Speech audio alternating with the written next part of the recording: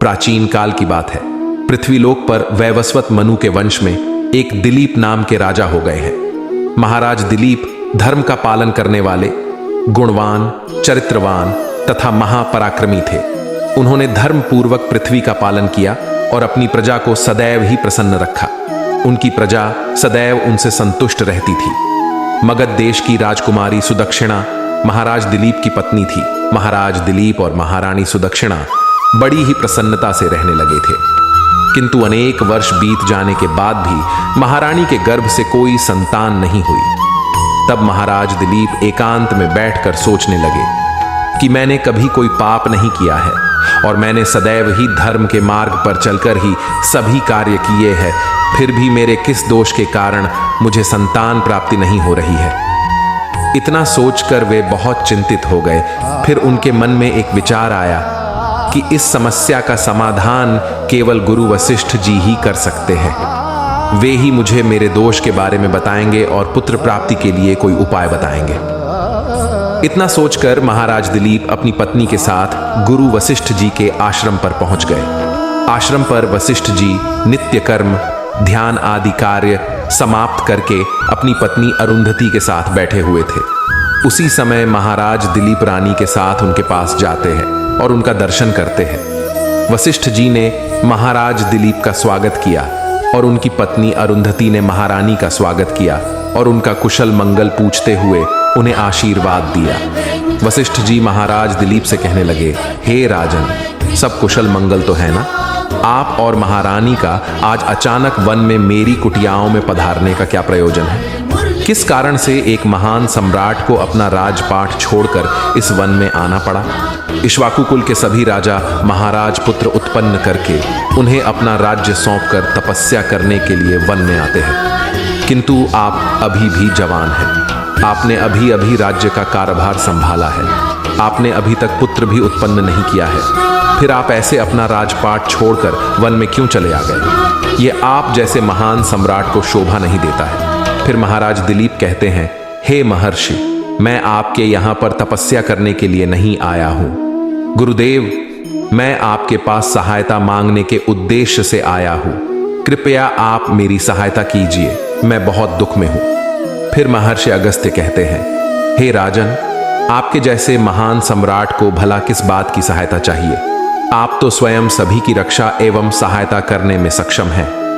महाराज दिलीप कहते हैं, हे गुरुदेव, मैं आपके पास यह जानने के लिए आया हूं कि किस दोष के कारण मुझे अभी तक पुत्र की प्राप्ति नहीं हुई है।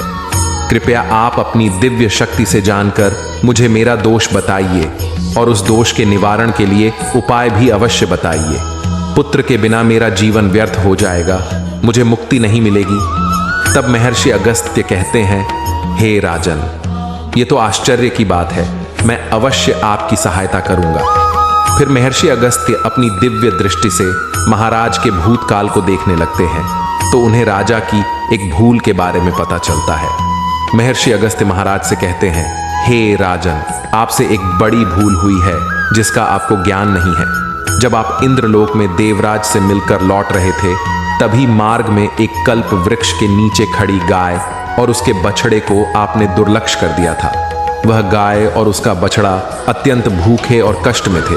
आपने उस कामधेनु गाय को ना भोजन कराया और ना ही उसे नमस्कार किया। उस गाय ने आपसे सहायता भी मांगी, किंतु आप अपनी प्रसन्नता में खोए हुए थे और आपको उस गाय की पुकार भी सुनाई नहीं दी। आपकी कृतज्ञता को देखकर वह गाय अत्यंत दुखी हुई और उसने आपको श्राप दे दिया है। हे राजन, जो मनुष्य गाय को कष्ट में देखकर उसकी सहायता नहीं करता, भूखी गौ माता को भोजन नहीं कराता, उसे तो महापाप लगता है और उसी गाय के श्राप के कारण आपकी कोई संतान नहीं है। इस प्रकार से महर्षि अगस्त्य ने महाराज दिलीप को उनके दोष के बारे में बता दिया, जिसे सुनकर महाराज बहुत दुखी हुए और पश्चाताप करते हुए कहने लगे, हाय, ये मैंने क्या कर दिया? मुझ पर धिक्कार है। मेरी ही मूर्खता के कारण एक गाय को और उसके कोमल बछड़े को इतना दुख सहन करना पड़ा। मुझे तो अब राजा बने रहने का भी अधिकार नहीं है। महाराज महर्षि अगस्त्य से कहते हैं, हे गुरुदेव, मैं अपनी इस भूल को सुधारना चाहता हूं। कृपया आप ही मुझे कोई उपाय बताइए जिससे मैं इस घोर पाप से मुक्ति पा सकूं। मेरा अपराध क्षमा के योग्य नहीं है, किंतु फिर भी मैं प्रायश्चित करना चाहता हूं। फिर महर्षि अगस्त्य कहने लगते हैं, हे राजन, आप दुखी ना हो, इस दोष से मुक्ति का उपाय अवश्य है। आप मेरे आश्रम की नंदिनी नाम की गाय की सेवा करो। वह उसी कामधेनु गाय की पुत्री है जिसकी आपने सहायता नहीं की थी। अपनी पत्नी के साथ मिलकर तुम उस गाय की सेवा करो, उसकी आराधना करो, वह तुम्हें अवश्य पुत्र प्रदान करेगी। तभी वह नंदिनी गाय बाहर से उस आश्रम में प्रवेश करती है। उस गाय को आता देखकर महर्षि अगस्त्य बोले, हे राजन, देखिए, केवल स्मरण करने मात्र से ही कल्याण करने वाली यह नंदिनी गाय स्वयं चलकर आई है। आप भाग्यशाली हैं, यह गाय निश्चित ही आपके दुख दूर करेगी। आप वन में इस नंदिनी गाय के पीछे पीछे चलकर इसकी सेवा करो, जंगल में रहने वाले हिंस्र पशुओं से इसकी रक्षा करो और आश्रम में लौट आने पर रानी सुदक्षिणा इस गाय की सेवा करें। इससे प्रसन्न होकर यह गाय तुम्हें निश्चित ही पुत्र प्रदान करेगी। फिर महाराज दिलीप ने ऐसा ही करने का वचन दिया और फिर दूसरे दिन सुबह महारानी ने गाय की पूजा की और महाराज उस गाय को चराने के लिए वन में लेकर गई। जब वह गाय चलने लगती तो महाराज उसके पीछे पीछे चलते, इधर उधर से हरी हरी घास लाकर उस गाय को खिलाने लगते। जब वह गाय किसी वृक्ष के नीचे बैठती तो महाराज भी उसके साथ बैठकर विश्राम करते। महाराज उस गाय के शरीर से डांस और मच्छरों को हटाते और अपने हाथों से उसके मस्तक को सहलाते। इस प्रकार से महाराज उस गाय की सेवा में लगे रहे। जब शाम हुई तो महाराज उस गाय के साथ आश्रम में लौट आए। आश्रम में पहुंचते ही उस गाय ने अपने खुरों से महाराज पर धूल उड़ाई, जिससे महाराज का शरीर पवित्र हो गया और उसके सभी पाप नष्ट हो गए। फिर महारानी सुदक्षिणा ने आगे आकर नंदिनी की अगवानी की और विधिपूर्वक उस गाय का पूजन किया तथा बारंबार उसके चरणों में मस्तक झुकाया। फिर उस गाय की प्रदक्षिणा करके हाथ जोड़कर वह उसके आगे खड़ी हो गई। फिर उस गाय ने उस रानी की पूजा को स्वीकार किया और रानी पर अपनी दृष्टि डालकर उसके सभी दोष समाप्त कर दिए। गाय की दृष्टि पड़ते ही रानी अत्यंत पवित्र हो गई।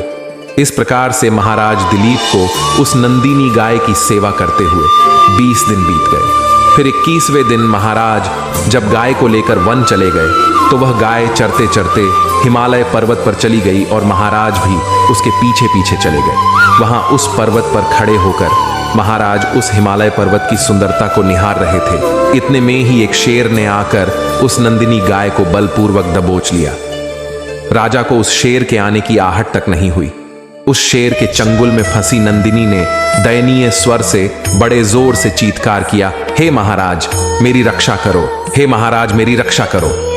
जैसे ही महाराज ने उस गाय की पुकार सुनी तो उन्होंने देखा कि एक भयंकर शेर ने उस गाय को दबोच लिया है और उस गाय की आंखों से आंसुओं की धारा बह रही है, जिसे देखकर महाराज व्यथित हो उठे और उन्होंने तुरंत ही अपना बाण निकाला और धनुष की डोरी पर रखा और उस शेर को मारने के लिए प्रत्यंचा खींची। उसी समय उस शेर ने महाराज की तरफ देखा। उस शेर की दृष्टि पड़ते ही महाराज का शरीर स्तब्ध हो गया, उनकी शक्ति क्षीण हो गई, उनका सारा बल नष्ट हो गया। अब उनके अंदर उस बाण को छोड़ने की भी शक्ति नहीं रही। फिर वह शेर उस महाराज से बोलने लगा, हे राजन, मेरे ऊपर प्रहार करना तुम्हारे बस की बात नहीं है, क्योंकि भगवान शिव मेरी ही पीठ पर पैर रखकर नंदी पर बैठते हैं। इसीलिए तुम मुझे मारने की चेष्टा मत करो और यहां से लौट जाओ। विधाता ने इस गाय को आज मेरा ग्रास नियुक्त किया है, इसीलिए तुम इसमें दखल मत दो। मैं जानता हूं तुम सूर्य वंश में जन्मे हुए राजा दिलीप हो। इस हिमालय पर्वत पर भगवान शिव की बड़ी माया फैली हुई है, इसीलिए तुम तुरंत ही यहां से निकल जाओ। फिर महाराज बोलने लगे, हे मृगराज, कृपया आप इस गाय को ना मारे। यह महर्षि वशिष्ठ जी की संपूर्ण मनोरथों को पूर्ण करने वाली नंदिनी गाय है।